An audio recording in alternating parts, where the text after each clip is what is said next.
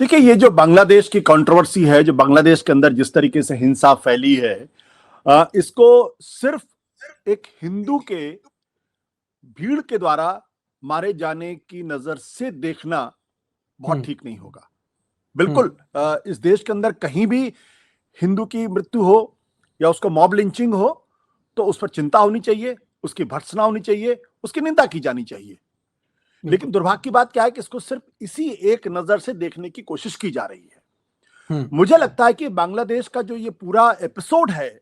ये पूरा एपिसोड भारत के लिए एक बहुत ही खतरनाक बिंदु है। बहुत ही हुँ, खतरनाक स्थिति वहां धीरे धीरे पैदा होती जा रही, जिसका जिसका असर भारत के ऊपर आने वाले समय में बहुत गहरा होने वाला है, बहुत खतरनाक होने हुँ, वाला है। और इसकी बहुत बड़ी कीमत भारत को चुकानी पड़ सकती है अगर हुँ, समय रहते इसको रोका नहीं गया या समय रहते इसके खिलाफ कार्रवाई नहीं की गई। तो हुँ, हमारे यहाँ जो एक परंपरा ये हो गई है कि चीजों को सिर्फ एक एंगल से देखने की बात है और उसके बाद उसको लेके आप मोदी जी की खूब तारीफ करिए, खूब उनके बारे में बड़ी बड़ी बातें करिए, और फिर जो उसकी बड़ी तस्वीर है, जो बिग पिक्चर है, उसको आप भूल जाइए।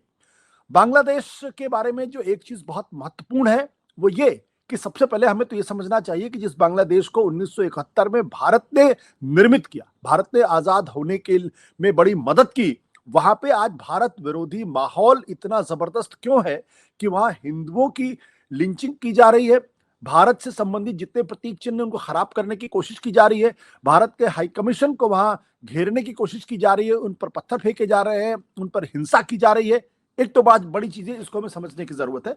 दूसरा ये समझने की जरूरत है कि जिस तरीके से वहां पर इस्लामिस्ट फोर्सेस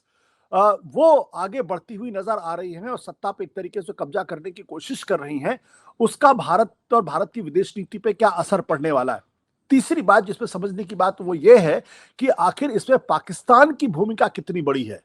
क्या पाकिस्तान, जो बांग्लादेश में जो कुछ भी घटना हो रही है उसका पाकिस्तान से कोई लेना देना नहीं है, या पाकिस्तान बांग्लादेश के बहाने भारत के खिलाफ कोई बड़ा षड्यंत्र रच रहा है, भारत को सबक सिखाने की कोई दूसरी रणनीति पर काम कर रहा है।